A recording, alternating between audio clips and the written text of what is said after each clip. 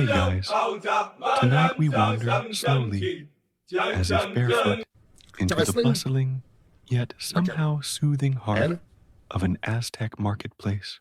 You don't really rush, because why would you, when every step brings another curious aroma, another soft murmur of traders offering their wares, another glint of obsidian against the fading sunlight?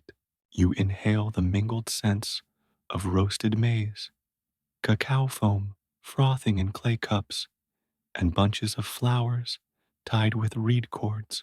And somewhere between the baskets of beans and the piles of chilies, you begin to hear the whispers. They're not just about prices or gossip. These are hushed promises of charms, powders, and curious tokens that, apparently, might convince someone to love you, or at least to notice you before the next rainstorm washes the chance away. You chuckle, because let's be honest, you probably wouldn't last a day here, juggling your modern backpack and fumbling with cacao beans as currency. So, before you get comfortable, take a moment to like the video and subscribe, but only if you genuinely enjoy what I do here. And hey, I'd love for you to drop your location and local time down in the comments. I always find it oddly cozy knowing that while someone in Toronto is listening at 11 p.m., another person in Manila is dozing off at 9 a.m. Now, dim the lights, maybe turn on a fan for that soft background hum, and let's ease into tonight's journey together. You trudge a little deeper into the marketplace.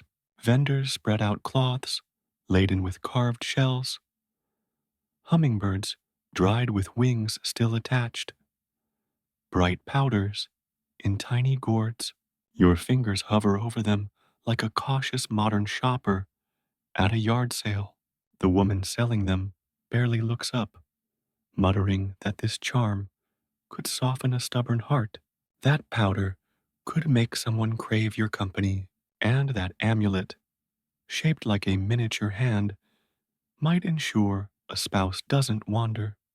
Mainstream historians, the ones who tend to frown over heavy books, tell us that Aztec markets were vast hubs of commerce. Tlatelolco, for example, may have hosted as many as 60,000 people on its busiest days. And while most came for obsidian blades, woven cloth, or fresh tortillas, others lingered at these corners of quiet magic. You pause, considering how odd it feels to buy romance like you might buy onions. Then again, you remind yourself, modern dating apps aren't that different. Swipe left for chilies, swipe right for hummingbird powder. One fringe tidbit tickles your mind. Some chroniclers claimed crocodile dung was sold as a kind of protection, sometimes for sunburn, sometimes for, well, intimacy. Imagine awkwardly carrying a pouch of that to impress a date. Historians still argue whether these records were exaggerations by Spanish conquistadors mocking local customs, or whether there really was a bustling dung-based product line in the market stalls. The heat presses down, and you wipe your brow.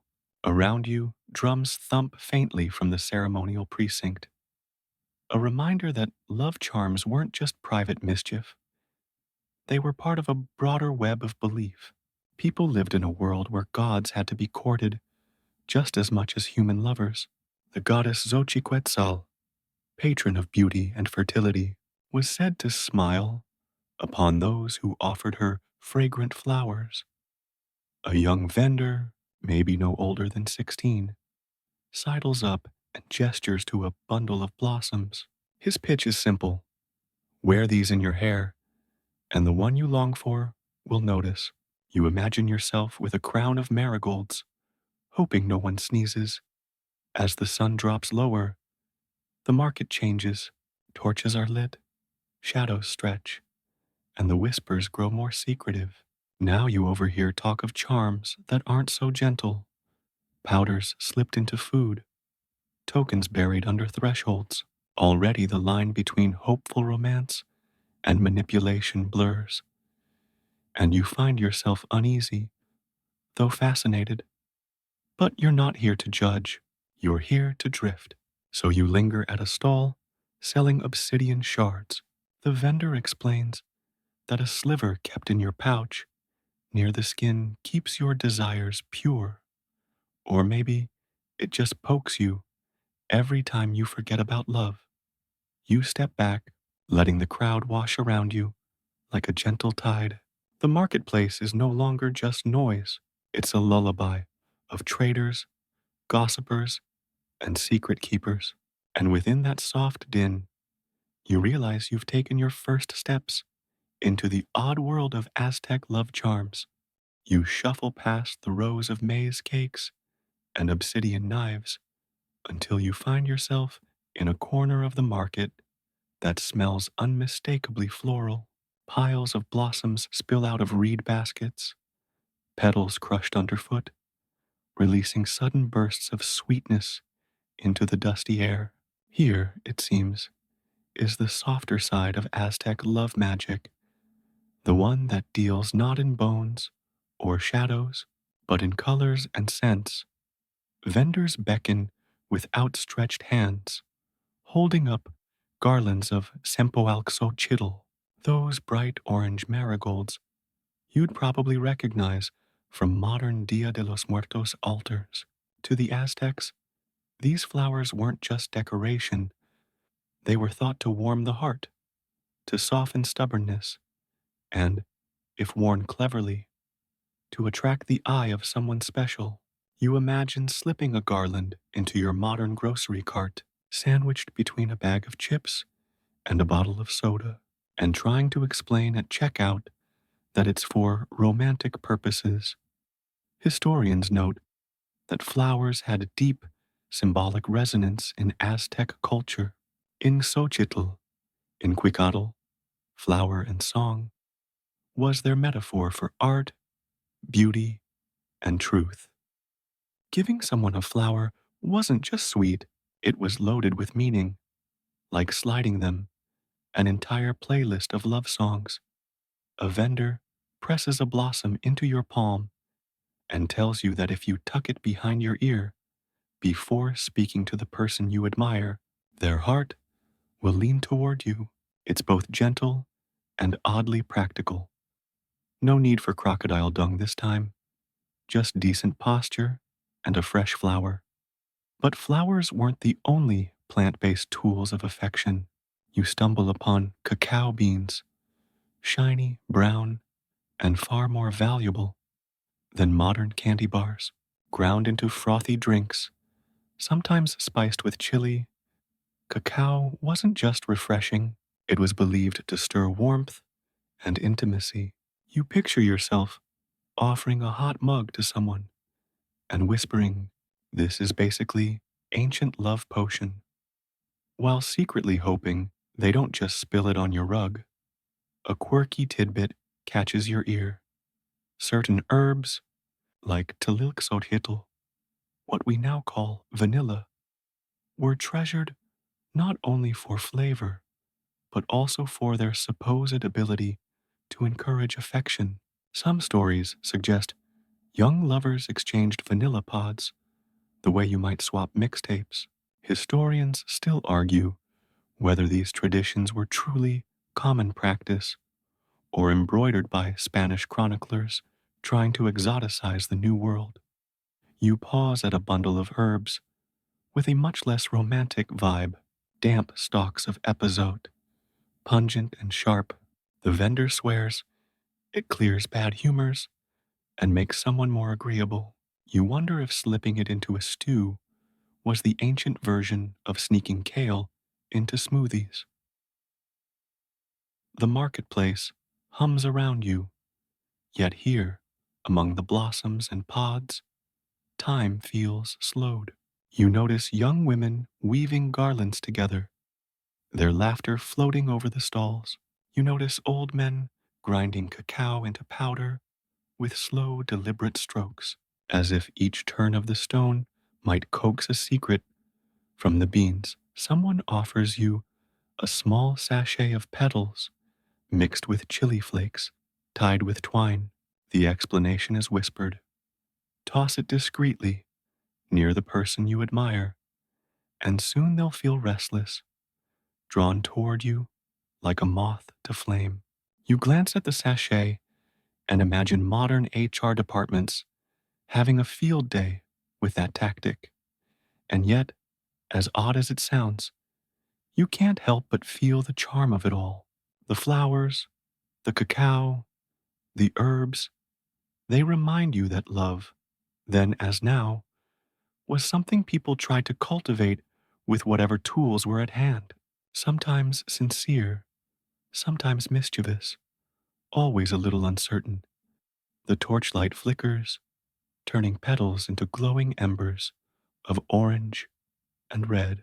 You drift onward, the scents clinging to you like an invisible garland, and you sense that the path ahead will only grow stranger. For if flowers can whisper of affection, what will bones and feathers say when you reach them? You leave behind the fragrant chaos of blossoms and cacao pods, wandering toward a darker row of stalls where the air smells faintly of feathers, dust, and something unsettling you can't quite name. This is where the love charms stop looking like bouquets and start resembling the inventory of a very eccentric pet shop. Spread on woven mats are owl feathers, lizard tails carefully dried, and bones ground so fine they look like pale flour. Vendors keep their voices lower here, their eyes darting, as though love magic made from animals carries a riskier weight. And maybe it does. After all, animals were seen as companions of the gods, messengers, and symbols of hidden forces. To use them in charms meant you were trying to tap directly into those cosmic energies. Or, depending on how you squint at it, you were just sprinkling powdered lizard into someone's tamale. One mainstream historical fact grounds you. Hummingbirds were especially prized. Aztecs believed these tiny birds embodied vigor, desire, and persistence. Warriors carried hummingbird talismans into battle. Lovers carried dried wings or beaks in tiny pouches over their hearts. The connection wasn't subtle. If a bird could dart tirelessly from flower to flower, maybe it could inspire a lover to keep returning to you. You picture yourself trying to explain this to a date. Yes, it's a dried hummingbird in my pocket, but it's for romance. Smooth, a fringe tidbit whispers from the lips of an older vendor. Some charms used powdered toad bones, believed to inflame passion when stirred into chocolate drinks. Historians still argue whether such practices were widespread ritual or simply colorful exaggerations in Spanish chronicles meant to shock European readers. Either way, you eye the tiny gourds of mystery powder and decide you're glad modern cocoa comes from supermarkets and not amphibian skeletons. The stall next door offers small pouches made of rabbit skin, each tied with string. Inside, the vendor claims, are tiny fragments of owl claws. To carry one ensures your lover will dream of you over and over until they seek you out in waking life. You can't help but grin at the thought of orchestrating someone else's dream schedule like a meddling director. Yes, tonight you dream of me. Tomorrow, me again. Next week, surprise, still me. You linger by a wooden bowl filled with polished turtle shells. The seller explains that if you grind them and scatter the dust under a lover's sleeping mat, they'll grow restless without your company. You imagine the poor soul tossing and turning, wondering why they suddenly can't sleep, unaware that it's because you've been sneaky with powdered turtle decor. The night grows heavier, and torches flicker in the rising breeze. Each stall feels a little more secretive, like you've stumbled into a maze of whispered spells. A child runs past, clutching what looks suspiciously like a dead lizard strung on a cord, laughing as though it's the most natural toy in the world. And maybe here it is. You find yourself pondering a deeper thought. Why go to such lengths? Was love in the Aztec world so perilous that people clutched at bird bones and powders to feel secure? Or is this just the universal human tendency to reach for a shortcut, the same impulse behind modern 10 guaranteed texts to make them fall for you articles? Nearby, a vendor stirs a pot of something steaming: herbs, feathers, maybe a pinch of powdered bone. She explains it should be drunk before sunrise. If you wish to ensure loyalty, you lean closer, wrinkle your nose, and silently hope loyalty might be better earned with kindness and a few shared tortillas. The sounds of the marketplace blur, a lullaby of feathers brushing together, bones clinking in bowls, whispers drifting like smoke. You realize the charms here are less about cruelty and more about the strange hope that by holding a piece of nature, an animal's vigor, a bird's swiftness, you might invite that energy into your own tangled heart. You step away slowly, the smell of feathers still clinging to your clothes, the imagined flutter of hummingbird wings still in your ears. Ahead, you see the glint of obsidian under torchlight, stones carved and polished, waiting for their turn to tell you what they know about love.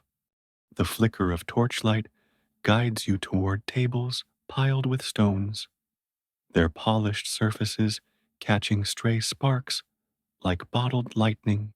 After flowers and feathers, you weren't expecting geology to feel romantic, but here, in the Aztec imagination, obsidian, jade, and other minerals hummed quietly with power.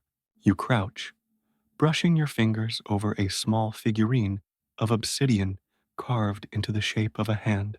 The vendor leans closer and whispers, "Keep it in your pouch, and the one you adore will remain faithful."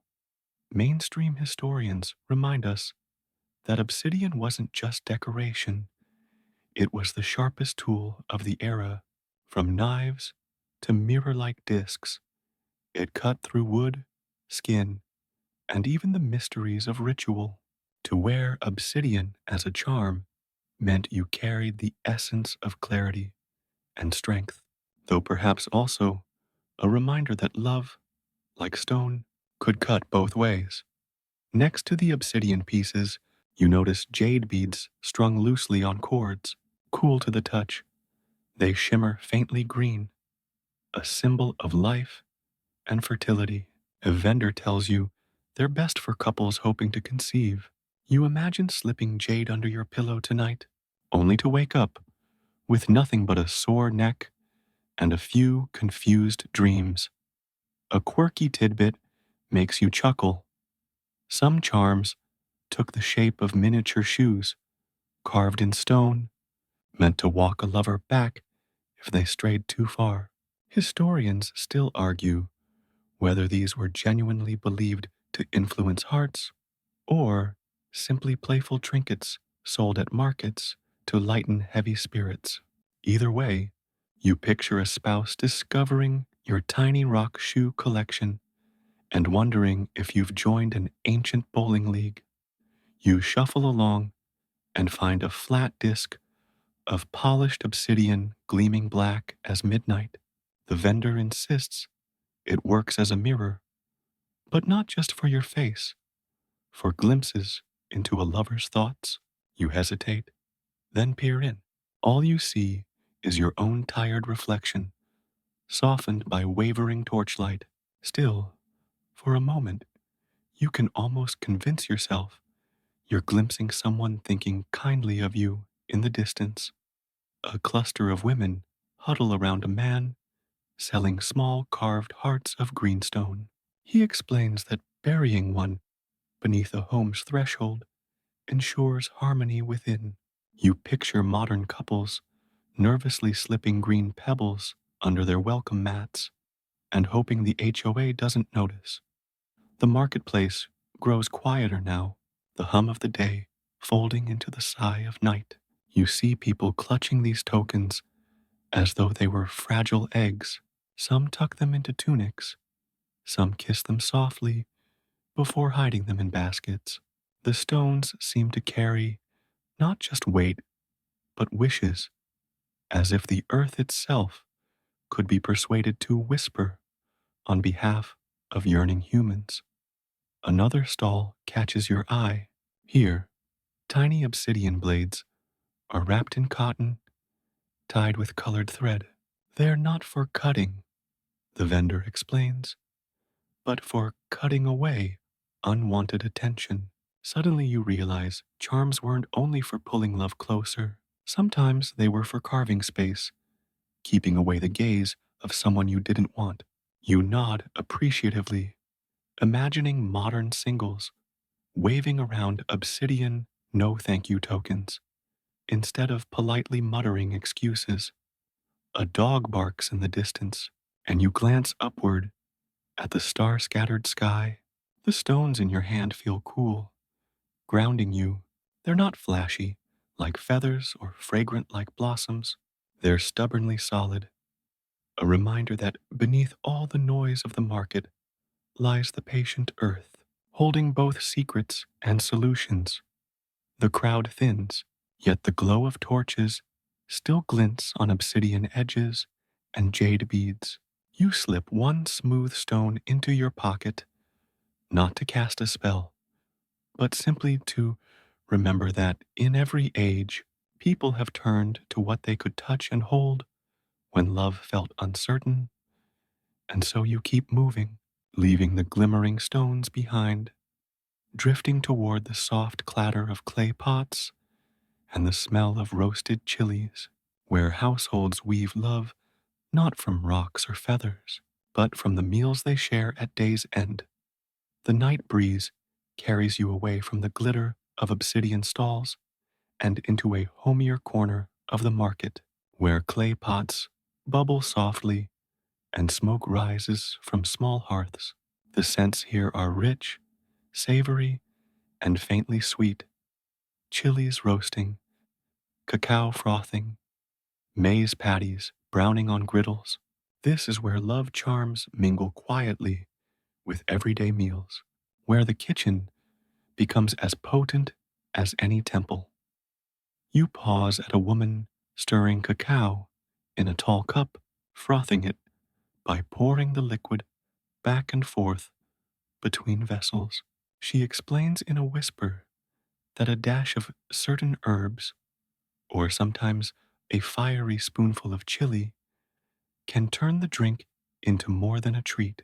It becomes an invitation, a subtle nudge of warmth that lingers on the lips. You imagine yourself offering such a cup at a modern cafe. No worries. It's just a love potion with a hint of chili. Starbucks would have questions. Mainstream historians note that cacao was central to Aztec life, not just as currency and sustenance, but as a ritual substance. Leaders drank it in grand ceremonies. Lovers drank it in private hopes. Chocolate, even then, was more than food. It was a mood. A fringe tidbit tickles your thoughts. Some records mention chili peppers not only as flavor, but as fuel for affection, their heat believed to mirror desire. You picture a young suitor nervously serving a chili-laden stew, only to watch their beloved sweat and gasp, wondering if passion is supposed to feel this painful. Historians still argue whether such recipes were truly widespread or embellished by Europeans who mistook culinary spice for scandalous sorcery. You settle by a family roasting maize. They grin and explain that slipping a pinch of ground herbs into tortillas and sharing them with a potential spouse was thought to bind hearts together. It's both romantic and practical. After all, who says no to fresh tortillas? Children dart around, carrying gourds of spicy sauce, giggling as though they're in on secrets. You catch snippets of conversation. Someone mentions adding ground vanilla pod to tamales. Another insists a sprig of fresh epazote ensures faithfulness. These aren't grand ceremonies, but small, almost invisible gestures folded into daily bread.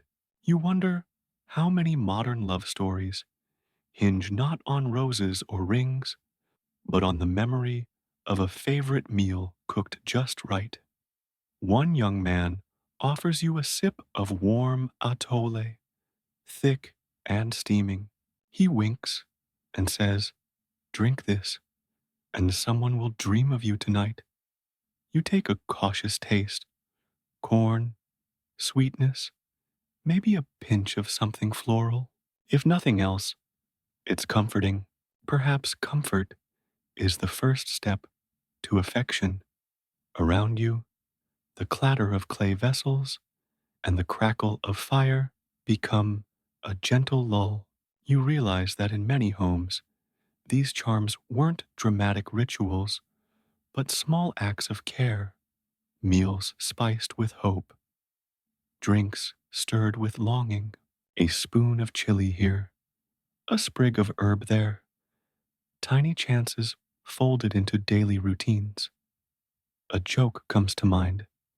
In the Aztec world, the fastest way to someone's heart really was through their stomach, and maybe through their sinuses too, given how much chili was involved. As the night deepens, you step back, watching families pack their wares and douse their fires. The smoke hangs low, carrying whispers of herbs, chocolate, and secrets shared over clay bowls. You carry the taste with you, a reminder that sometimes love charms don't need feathers or stones. Sometimes they're just a meal served warm, a drink passed hand to hand, and a quiet hope folded into the flavor. The torches flicker, and you drift onward, following the faint hum of chanting and the sharper scent of incense. Ahead, priests and healers gather, their voices rising in rhythm with the smoke, ready to draw you deeper into the ritual side of love's strange magic. The air grows thicker with each step, the playful chatter of families fading into the low, deliberate cadence of chants. You arrive at a cluster of figures draped in cloaks, seated near braziers that spit smoke into the night sky. This is the domain of priests and healers, the ones who claim to see beyond petals and powders, the ones who mutter in Nahuatl while grinding seeds into dust that carries the weight of destiny. One priest waves a bundle of copal incense, the smoke curling into patterns you can't quite follow. He tells a woman kneeling before him that the shapes reveal whether her husband's heart will remain steady or waver. You watch the curls of gray drift and dissolve, wondering if perhaps the smoke is just smoke, but also marveling at how belief itself has a way of reshaping perception. Mainstream historians tell us that Aztec priests doubled as physicians and diviners, trusted to heal both body and heart. They prescribed remedies, chanted invocations, and guided lovers with as much authority as they guided warriors. To consult them for matters of the heart was as normal as visiting a modern therapist. Only here, the advice came wrapped in smoke and owl feathers. A fringe tidbit startles you. Some accounts mention the grinding of hallucinogenic seeds, like ololiuqui, morning glory seeds, mixed into drinks during rituals. These could induce visions, meant to reveal the true intentions of a lover. Historians still argue whether such practices were widespread or exaggerated by colonial chroniclers keen to paint indigenous rituals as bizarre. Still, you imagine sipping your morning coffee laced with truth serum seeds and suddenly confronting every awkward crush you ever had. The chanting deepens. A healer kneels beside a clay bowl, dropping herbs and powders into water, then gazing into its rippling surface. She murmurs that the reflection shows whether two hearts will join. You peer in and see only the torchlight dancing like tiny suns. But perhaps that's enough to suggest warmth. Nearby, a man holds a pouch of hummingbird feathers to his lips, blowing softly before handing it to a shy young woman. She accepts it as though it were a wedding ring, her eyes darting nervously. You realize that these rituals aren't just pageantry, they're genuine attempts to give form to hope. One priest motions to you, lifting a small obsidian blade. Don't worry, he's not threatening. Instead, he runs the flat edge along his arm, muttering that it symbolically cuts away obstacles between lovers. You nod politely, thinking it's the ancient equivalent of telling someone to clear the emotional baggage. The atmosphere here is heavier, more charged than the cheerful flower stalls. You can almost feel people handing over not just cacao beans, but pieces of their anxieties, their longing, their doubts. In exchange, the healers return bundles of herbs, murmured blessings, or simply the reassurance that someone has spoken on their behalf to unseen powers. You notice one woman leaving with a bundle of maize husks tied neatly. She clutches it as though it were gold. A bystander explains that it's a charm for harmony. Place it under the bed, and quarrels will fade. You raise an eyebrow, wondering if modern couples might benefit from stuffing corn husks under their duvets instead of downloading yet another relationship app. The smoke grows thicker, sweet and resinous, wrapping you in a haze that makes time feel slower, softer. The voices of priests weave together with the crackle of flames, creating a lullaby that's less about certainty and more about soothing. You step back, letting the chanting fade behind you. Ahead, the market hum shifts again, lighter now, full of bargaining and laughter. Mothers haggle, children giggle, and you sense the pull of another layer in this world of love charms. Matchmaking, done not with smoke and blades, but with clever negotiations and market day deals. The chanting fades behind you, replaced by the lively clatter of voices, bargaining calls, and the sharp ring of copper bells announcing deals struck.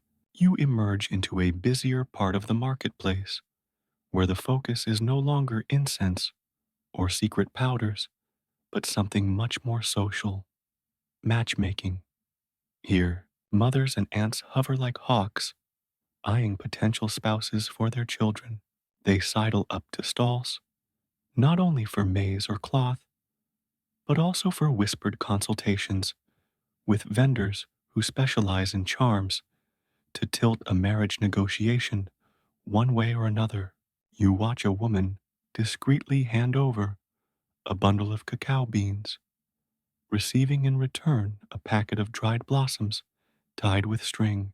The vendor assures her it will sweeten the mind of the family she's courting for her daughter. You can't help but smirk. Ancient in-laws were apparently just as tricky to impress as modern ones. Mainstream historians explain that Aztec marriages were community events, often arranged through families, with go-betweens negotiating terms. Love charms weren't simply about sneaking kisses in alleyways. They played roles in aligning households, smoothing the bumps of dowries, or encouraging favorable unions. A quirky tidbit slips through the chatter. Some accounts describe vendors selling miniature figurines of maize cobs tied together. Placed under a bed, they were thought to ensure fertility for newlyweds. Historians still argue whether these were genuinely widespread or mostly symbolic gifts exchanged during festivals. Either way, the image of couples carefully storing corn dolls under their mattress has a sleepy kind of comedy. You watch as a young man hesitantly approaches a stall, cheeks flushed. The vendor teases him gently, handing him a packet of petals, said to give him courage to speak to the girl he admires. He stuffs it into his tunic, looking both embarrassed and hopeful, the universal expression of someone about to attempt awkward romance. You think of every modern equivalent, confidence apps, pep talks in bathroom mirrors, and realize some struggles are timeless. Nearby, a group of boys snicker as they pass around a carved amulet in the shape of intertwined snakes. They nudge one another, daring someone to use it at the next festival dance. The vendor rolls her eyes, but still takes their beans, muttering that even foolish charms bring coin. The marketplace buzzes like a hive. You hear negotiations, not just for cloth or fruit, but for futures. My daughter is clever with weaving. My son is steady in the fields. These practical pitches blend seamlessly with the charms, herbs, and trinkets exchanged to soften nerves or persuade families. You pause by a stall where an elderly woman sells tiny gourds painted with flowers. She explains that giving one as a gift signals genuine affection, a way to move a courtship from negotiation into something warmer. The idea feels sweetly mundane, less like sorcery, more like a quiet gift shop of feelings. And yet, beneath the bargaining and laughter, you sense the same undercurrent that ran through the priest's incense. Uncertainty. Will the match work? Will affection grow? Will fortune favor this union? Charms and tokens offered a sense of control, however small, in a world where so much was dictated by fate, gods, and family. You drift through the noise, feeling oddly soothed. The laughter of children, the chatter of mothers, the nervous energy of young lovers.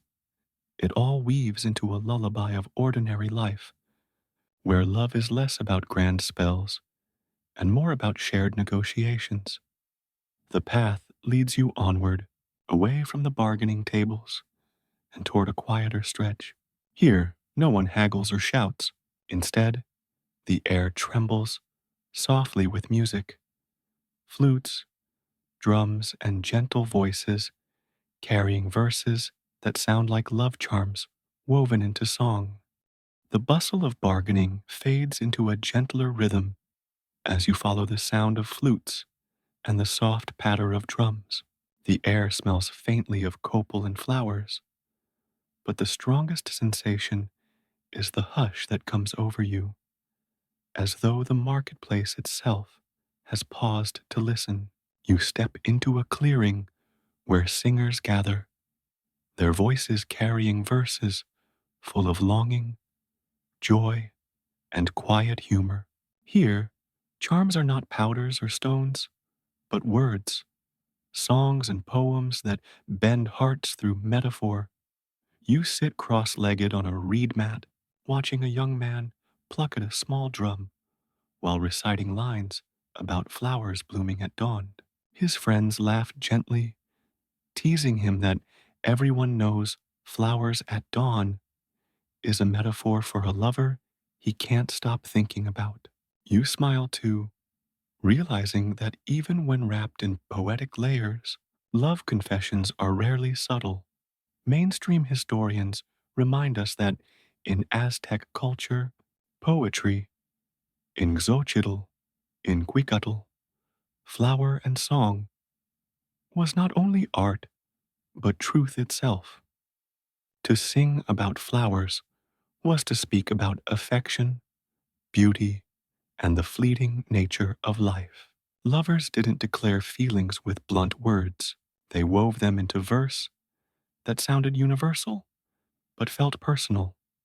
A fringe tidbit makes you chuckle. Some verses described love as being like a rabbit nibbling at maize, a metaphor historians still argue over. Was it meant to suggest hunger, persistence, or just awkward chewing? The debate lingers, proving that even centuries later, romantic metaphors can confuse everyone equally. You watch as a woman sings a verse, her voice rising above the drumbeat. She speaks of rain falling gently, coaxing maize from the soil. The crowd nods knowingly. Rain was more than weather. It was a symbol of affection, fertility, and care. You think about modern love songs, comparing feelings to Wi Fi signals, and you realize the metaphors may change, but the attempt to dress love in imagery never goes out of style. A boy nearby whispers lines he's memorized, clutching them like a charm he can carry into a festival dance. He mutters about blossoms that bend toward the sun, clearly hoping the girl he admires will recognize herself in the metaphor. You grin, reminded of school dances where teenagers try their best to sound poetic while mostly just sweating nervously. The verses flow one after another. Some are playful, teasing about coy glances and missed meetings. Others are solemn, warning of love's impermanence. You find yourself lulled by the cadence, the rise and fall of voices weaving with the soft tap of drums. A group of elders lean close, reciting lines from memory. They chuckle about the old days when certain verses were considered scandalous, songs comparing lovers to jaguars in the night, stealthy and relentless. Historians still argue whether these jaguar poems were widespread or whether they were simply festival jokes that managed to survive in dusty manuscripts. Either way, the image of someone wooing a partner by saying, "I am like a jaguar creeping toward you," makes you giggle. The atmosphere is gentle, like a communal bedtime story. Every word carries more weight than herbs or powders ever could, because words stick. They echo in the mind long after petals wilt or powders scatter. You realize that, in a way, the songs themselves were charms, recited, repeated, passed through generations, each verse a thread tying hearts together across time. The flutes sigh, the drums soften, and the singers fade into laughter and chatter. You rise slowly, as though waking from a pleasant dream, and follow a quieter path, leading away from the music. Ahead, the glow of torchlight reveals mats spread on the ground, dusted with herbs, where couples lie down with solemn expressions, waiting for something more mysterious than poetry, dreams that might reveal the truth of their affections. The music dwindles behind you, replaced by a softer rhythm, the shuffle of mats being laid out, the crackle of torches, and the quiet breath of people preparing to sleep under the stars. You approach a courtyard where couples and solitary figures stretch out on reed mats sprinkled with herbs. The air is pungent with sage, basil, and something sweet you can't quite name. Tonight, love charms are not sung or cooked, they are dreamed. A healer moves among the mats, shaking a small rattle and murmuring instructions. Sleep with this sachet of blossoms beneath your head. Sprinkle these leaves under your blanket, or drink this herbal brew before closing your eyes. Each step is designed to coax dreams that reveal whether a lover's affection is real, whether a marriage will flourish, or whether the gods themselves frown upon the union. Mainstream historians confirm that the Aztecs valued dreams as messages from the divine. Dreams weren't dismissed as idle nonsense. They were seen as guides for decisions about war, politics, and yes, romance. A dream of rain could signal fertility and love, while a dream of fire might warn of jealousy or loss. A fringe tidbit makes you chuckle. Some records suggest that sprinkling chili seeds around a mat could induce restless dreams of desire. Historians still argue whether this was a genuine practice or just a colonial exaggeration to spice up reports for European readers. Either way, the idea of someone tossing chili seeds into their bedding and then complaining of heartburn feels almost too relatable. You watch as a young woman carefully places a hummingbird feather under her pillow, believing it will call her beloved into her dreams. Next to her, a nervous boy clutches a packet of maize kernels wrapped in cloth, said to reveal in sleep whether his family's arranged marriage will succeed. The courtyard hums with anticipation, as if everyone expects the night sky itself to bend down and whisper secrets into their ears. You lower yourself onto a mat offered by a smiling elder. The herbs crackle faintly beneath you, releasing their scent. For a moment, you close your eyes and imagine what visions might come.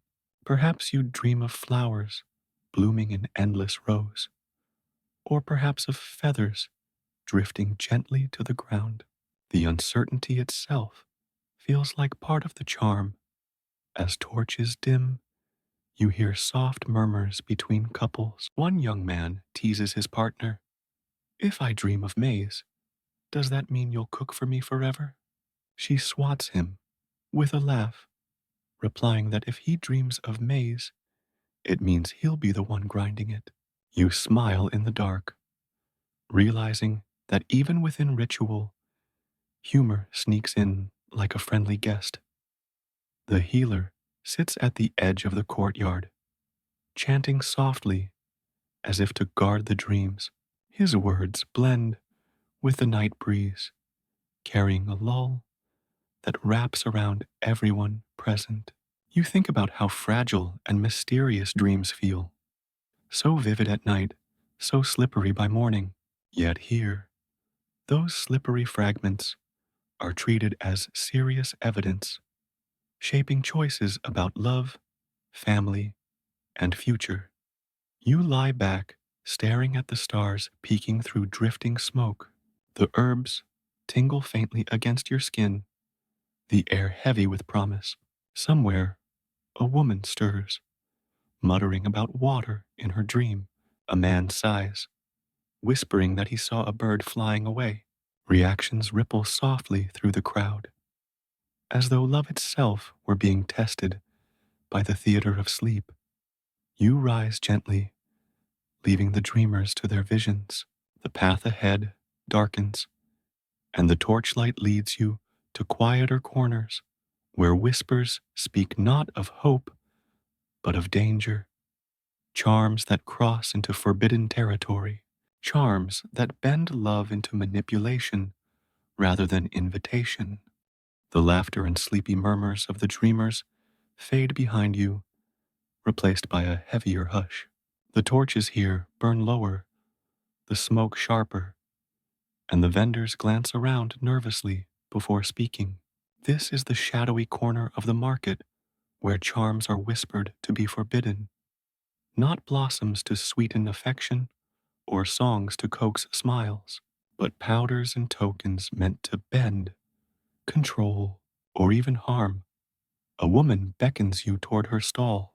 She lifts a tiny gourd no bigger than your fist, filled with dark powder. Slip this into your beloved's drink, she murmurs, and they will crave only you. You hesitate, wondering whether it's cacao, ground seeds, or something you really don't want near your coffee. The secrecy makes it clear such charms tread a dangerous line. Mainstream historians remind us that Aztec authorities frowned upon manipulative sorcery. Public law codes sometimes punished the misuse of spells, especially those aimed at coercion. Still, the line between acceptable ritual and forbidden manipulation blurred constantly. What looked like a harmless sachet of herbs to one person might look like dangerous witchcraft to another. A quirky tidbit unsettles you. Some colonial records claim charms included powdered spiders or ground scorpions mixed into food to sting a lover into compliance. Historians still argue whether these were genuinely practiced or whether Spaniards exaggerated tales to paint indigenous people as frighteningly exotic. Either way, you imagine explaining to your modern dinner date, "Don't worry, that crunch in your soup is just historical." You notice a nervous man clutching a small clay figurine shaped like a bound figure. The vendor instructs him to bury it under his rival's doorstep to weaken his chances in love. You shiver slightly, realizing charms weren't always about attraction. They could also sabotage. The energy in this corner feels less like warm affection and more like sharp-edged desperation. Nearby, a girl whispers to her friend as she buys a pouch of strange herbs. They giggle, but their eyes dart to make sure no priest is listening. Forbidden or not, the allure of a quick solution proves irresistible. Isn't that always the case? Whether with modern clickbait promising make them fall in love instantly, or with a clay figurine buried under a mat, the air here feels heavier, the smoke thicker, as if even the night hesitates. You reflect on how the need to control affection is as old as affection itself. Hope drives flowers and poems. Fear drives powders and figurines. Both sides exist in the same market, separated only by whispers and torchlight. A vendor hands you a small packet, insisting it will ensure loyalty. You thank him politely, but tuck it away without intent to use, because really, the idea of sneaking mystery herbs into someone's stew makes you more queasy than romantic. As you step away, you hear faint laughter from a group of youths mocking these charms. One jokes, "If it worked, half the city would already be married." Another mutters, "Maybe that's why the priests warn us. It's less about danger, more about disappointment." Their voices lighten the mood, reminding you that even in the shadowy corners, people remain skeptical, playful, and human. The torches sputter as you walk onward, leaving behind the clandestine deals. Ahead, the marketplace opens once more, but this time the divide between rich and poor is impossible to miss. Nobles in bright feathered cloaks stroll among stalls, collecting jade amulets and quetzal feathers, while common folk bargain over herbs and humble tokens. The world of love charms, like everything else, bends under the weight of class. You step into a brighter stretch of the market, where the torches burn taller and the fabrics shine richer. Here, nobles drift like bright birds, their cloaks heavy with quetzal feathers that shimmer green-blue even in low light. They browse stalls slowly, with the ease of people who know they can afford anything, while commoners shuffle at the edges, clutching smaller bundles of herbs or clay tokens. It becomes clear that even love charms bowed to the divide of class. Nobles buy jade amulets carved into hearts or delicate figurines of Quetzal birds. Their charms are elaborate, gleaming, made from materials pulled from distant lands through tribute or trade. A noblewoman lifts a necklace of turquoise beads, asking if wearing it will guarantee harmony in her marriage. The vendor bows deeply, assuring her it will. You can't help but notice the price. Not just cacao beans, but bolts of fine cotton cloth. Mainstream historians tell us that jade, turquoise, and quetzal feathers were markers of elite status in Aztec society. To wear them wasn't only fashion, it was a declaration of rank. In charms, these rare items became a way for nobles to show that even their love was adorned with prestige. Meanwhile, commoners turn to the simpler charms. A man buys a bundle of marigolds, hoping the blossoms will keep his wife affectionate. A young woman clutches a clay amulet shaped like maize cobs, meant to promise fertility. Their exchanges are quieter, quicker, as though they can't linger long among the stalls of nobles. A fringe tidbit reaches your ears. Some records suggest that nobles occasionally commissioned charms made from jaguar claws, believed to inspire fierce loyalty. Historians still argue whether this was common practice or more ceremonial symbolism. Still, you picture a courtier slipping a claw amulet into a pouch and muttering, "Stay loyal, or else." Subtlety was not the jaguar's strong suit. You drift between these worlds, watching the contrast. The noble stalls gleam with polished obsidian mirrors and delicate jade beads. The commoner stalls bustle with clay, herbs, and flowers. Both sets of charms aim for the same result: affection, loyalty, the soft reassurance that love won't slip away. Yet the difference in materials makes the divide painfully clear. A young nobleman holds up a hummingbird charm, its wings carefully inlaid with tiny chips of turquoise. He smirks and declares that such a piece guarantees eternal devotion. A vendor nearby chuckles softly, whispering to you that the same promise can be found in a bundle of dried basil, far cheaper and far less showy. You laugh too, realizing love, unlike jade, doesn't care for price tags. You watch a group of commoners glance enviously at the noble stalls before turning back to their modest purchases. Yet there's no bitterness in their expressions, only practicality.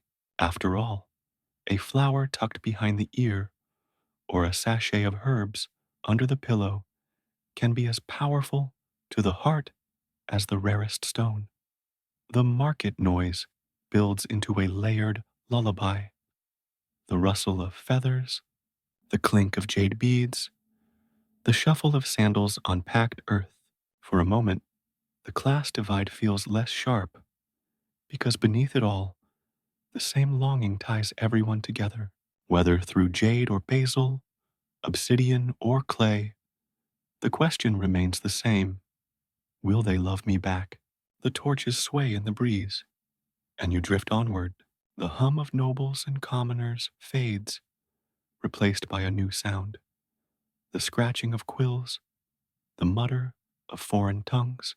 You step into a corner where men in armor and cloaks scribble notes, their faces twisted between curiosity and horror. The Spanish have arrived, and their pens are already trying to capture what they cannot quite understand. The familiar hum of Nahuatl voices fades into a harsher cadence, Castilian syllables muttered under torchlight, punctuated by the scratch of quills across parchment. You step into the uneasy presence of Spanish conquistadors, their armor clinking softly as they lean over rough tables. Around them, indigenous scribes translate hurriedly trying to capture words that don't quite exist in either language. One Spaniard holds up a jade amulet shaped like a maize cob, brows furrowed in bewilderment. He mutters something about heathen tokens, scribbling in the margin that these people use stones to bend the will of others. Another gestures toward a pouch of hummingbird feathers, recoiling as though it's cursed. You can almost hear his voice dripping with disbelief. They think this tiny bird controls love? Mainstream historians remind us that Spanish chroniclers like Bernardino de Sahagún carefully documented Aztec customs, fascinated and horrified in equal measure. Their works remain invaluable, but their tone often painted indigenous practices as dangerous or absurd, especially when it came to rituals involving desire. A fringe tidbit slips into your ear from the mouth of a weary translator. Some Spaniards insisted that cacao mixed with chili was not a love charm, but a devilish concoction, a drink too strange to be innocent. Historians still argue whether such reactions were genuine revulsion or rhetorical theater, meant to reinforce their sense of superiority. Either way, it's amusing to imagine a conquistador spitting out hot chocolate and declaring it witchcraft. You watch as a friar frowns at a clay figurine of two entwined figures. He scratches down a note labeling it idolatrous.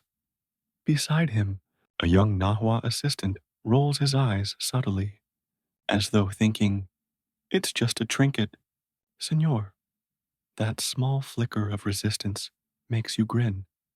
Somewhere between the lines of these colonial accounts, the quiet skepticism of locals still breathes. The conquistadors trade nervous glances. To them, charms of flowers and feathers blur into sorcery, something to be stamped out. Yet, ironically, their very obsession with recording every detail ensures that centuries later, you're wandering here, learning about charms from their notes. You lean closer to read a page. The words bristle with moral judgment, but underneath you sense curiosity. The Spaniards may have condemned these practices, but they couldn't look away. It's as if they were both disgusted and oddly captivated. A modern aside crosses your mind. It's the historical equivalent of doom scrolling. Can't stand it, but can't stop staring either. The marketplace shifts uneasily under their presence. Vendors grow quieter. Mothers tuck charms out of sight. Young lovers step carefully. And yet, you notice that not everything disappears. A woman slips a pouch of herbs into her sleeve. When a friar passes, a boy whistles a love song under his breath, softer than before, but still audible. The Spanish might frown, but the charms endure. The torches burn lower, casting long shadows across parchment and armor. The Spaniards scribble late into the night, filling their pages with accounts they barely understand. They think they are preserving evidence of folly, yet in truth, they are recording fragments of resilience. You step away from the scratching quills and heavy gazes, following the faint glow of hidden candles. The air smells different here, incense mingled with candle wax, and beneath it, a quiet defiance. You realize you are moving into a world where Aztec charms are not erased, but disguised, tucked beneath new symbols, woven into prayers that outwardly look Catholic but carry older echoes.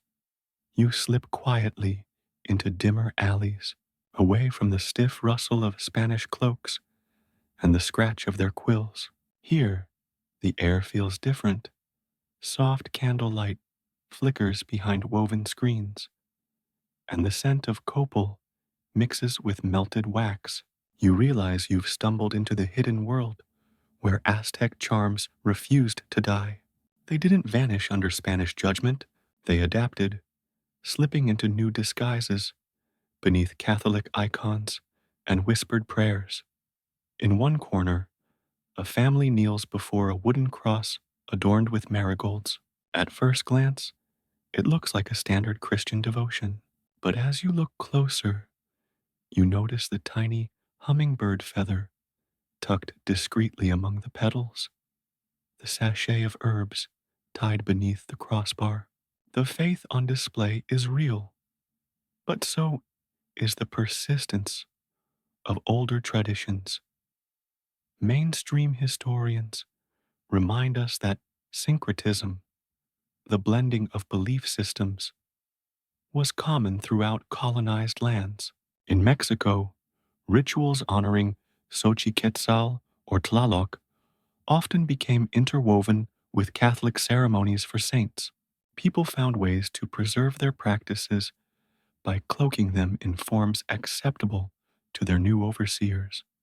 A fringe tidbit drifts your way. Some villagers were said to pray simultaneously to the Virgin Mary and to Tonantzin, the Earth Mother Goddess. Seeing no contradiction, historians still argue whether this was conscious resistance, unconscious blending, or simply practicality in a turbulent time. You smile at the thought. It's a reminder that people rarely abandon the symbols that comfort them, even when pressured. You watch a woman light a candle before an image of Saint Anthony. She whispers a prayer for a good husband, but her fingers trace a bundle of basil leaves hidden at the base of the shrine.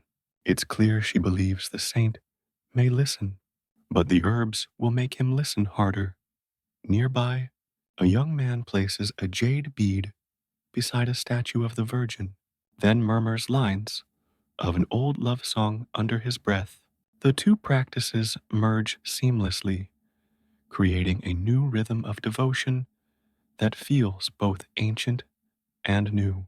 You think of modern habits, people mixing horoscopes with church attendance, or lucky socks with serious prayers. Maybe syncretism isn't a relic at all. Maybe it's just the way humans hedge their bets. One elderly healer invites you closer. She shows you a small clay figurine wrapped in rosary beads. She explains in a hush that it protects her granddaughter's marriage. Outwardly, it looks pious. Inwardly, it's a continuation of charms her ancestors would recognize.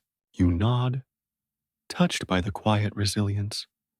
The candlelight flickers, shadows dancing across walls as though alive. You realize that these hidden practices weren't just survival, they were acts of tenderness. People wanted to keep their ways, not to defy for the sake of rebellion, but to hold on to the methods by which they comforted themselves and their loved ones. The Spanish may have called these charms idolatry, yet here they are folded gently into everyday life, like a hidden thread in a larger tapestry. The song becomes softer, the charm becomes smaller, but the meaning endures. You step back into the night air. The market feels quieter now, more subdued, yet still pulsing with the persistence of memory. Ahead, you hear voices telling stories, laughter punctuated by sighs, and phrases that feel familiar, though you don't yet understand them. The old charms, you sense, are still alive, not in stone or jade, but in folklore, sayings, and tales passed from mouth to mouth across generations. The night deepens as you follow the sound of voices, softer now, shaped less by ritual and more by memory. You find yourself among families seated in circles, sharing stories the way modern households might linger over late night tea. The air is filled with laughter, sighs, and the occasional dramatic whisper. Here, love charms are no longer powders hidden in gourds or feathers tucked beneath shrines. They survive as folklore, woven into everyday sayings and tales. A grandmother leans close to a child, telling her that if you dream of hummingbirds, it means someone secretly admires you. The child's eyes widen, and you realize the tradition of feather charms has slipped gracefully into bedtime wisdom. Mainstream historians note that many indigenous beliefs survived colonization not in ritual, but in stories and idioms. Folklore proved resilient where temples crumbled. A fringe tidbit drifts your way. In some rural communities, sayings about basil leaves placed beneath pillows lingered well into the 19th century. Historians still argue whether these were true continuations of Aztec practices or reinventions sparked by nostalgia. Either way, the image of someone in 1800s Mexico nervously tucking basil under their pillow for love feels oddly charming. You hear an old man tell a tale of a girl who sprinkled chili seeds in a suitor's path so he would think of her every time he sneezed. The circle erupts in gentle laughter. The story is half cautionary, half comic, a reminder that love, no matter the era, has always inspired questionable experiments. Another group exchanges riddles. What is the flower that never wilts? One asks. The one your beloved gives you. Another replies.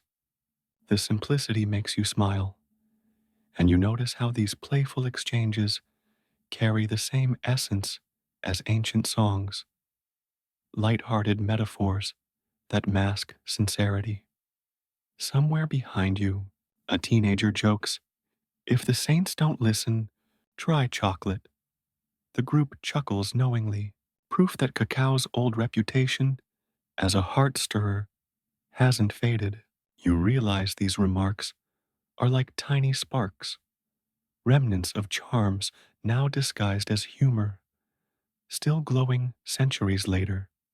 The atmosphere is soft, communal, and almost sleepy. The stories blend fact and fancy, blurring the lines until no one cares which part is history and which part is invention. That blurring is the charm itself.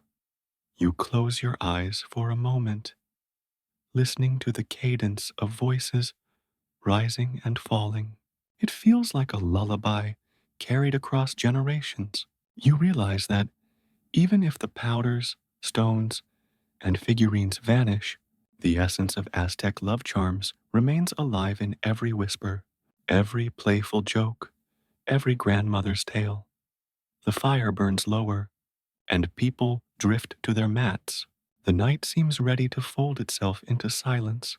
Ahead, only a faint glow remains, where incense smoke coils upward in slow spirals. It beckons you toward the final reflection, where the journey of charms fades into the wider mystery of love itself, an enigma as enduring as the stars overhead. The firelight dwindles to embers as you walk toward the faint glow at the edge of the market. The chatter of families fades, replaced by the slow sigh of wind through woven stalls. Here, incense smoke curls upward, pale ribbons against the night sky, rising like questions that never quite find answers. You pause, watching the last curl vanish, and you realize that you've reached the end of your wandering, where charms dissolve into reflection and reflection into rest. You sit on a low stone, the ground cool beneath you. In your hands, you still carry traces of the journey, a marigold petal stuck to your sleeve, the faint scent of cacao on your breath, the imagined flutter of a hummingbird's wings in your ear. You think of all the tokens you've seen, powders, feathers, jade beads, clay figures, and how each one was less about commanding love and more about soothing uncertainty. People reached for what they could hold when emotions were impossible to hold. Mainstream historians remind us that In every culture, rituals of affection emerge. Roman love spells, medieval European charms, Chinese bridal tokens. The Aztecs were not unique in their longing, they were unique in their details. Their flowers, their feathers, their obsidian mirrors reflected a world where love was not only personal, but cosmic, tied to gods and nature alike. A fringe tidbit lingers. Some modern folklorists suggest that even today, faint echoes of Aztec love charms survive in rural courtship rituals, though hidden beneath layers of Catholic devotion and modern practice. Historians still argue whether these are true survivals or nostalgic inventions. But as you sit here, lulled by the hush of the market, you feel it doesn't matter because the heart of it remains the same. The smoke drifts higher, carrying with it laughter, longing, and doubt.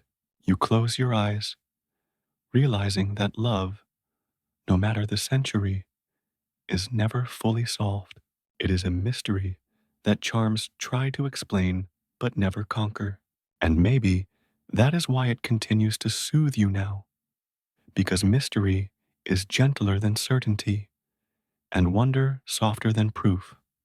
The marketplace fades in your mind's eye. The torches dim, the chants hush, the sellers pack their wares. You are left with the image of a single petal floating in a clay bowl of water, rippling once, twice, and then resting still. And now, as the last curl of smoke dissolves into the night, let yourself drift more deeply into stillness. You've wandered through the stalls of blossoms and cacao, through feathers and powders, through whispered chants and quiet stories. Each step has grown slower, each sound softer, until even the marketplace itself seems to breathe like a sleeper at rest. Notice how your own breathing falls into rhythm with that quiet. Inhale, and you smell faint traces of flowers. Exhale, and you watch the herbs and smoke float away. Each breath carries you further from the noise of the day, further into the gentle mystery of the night. You imagine lying on a reed mat dusted with petals, the stars overhead steady and calm. Somewhere nearby, a drum taps faintly, slow, like a heartbeat that reassures rather than alarms. You feel the weight of the day slip away, like a pouch of stones set gently down beside you. The voices of vendors and singers fade into memory, their laughter now no louder than a sigh.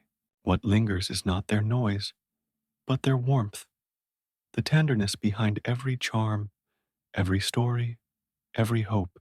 You understand now that the essence of love charms was never really about control. It was about comfort, about giving shape to feelings too fragile to hold in bare hands. Let yourself drift with that thought. Comfort is enough. Wonder is enough. Love, even unsolved, is enough. The mat beneath you softens. The night air cools, and the stars blur gently at the edges of your vision. If a hummingbird passes in your dream, let it flutter quietly. If a blossom falls, let it land softly. Everything now is slower, calmer, lighter. And so, good night. Sleep well. Sweet dreams.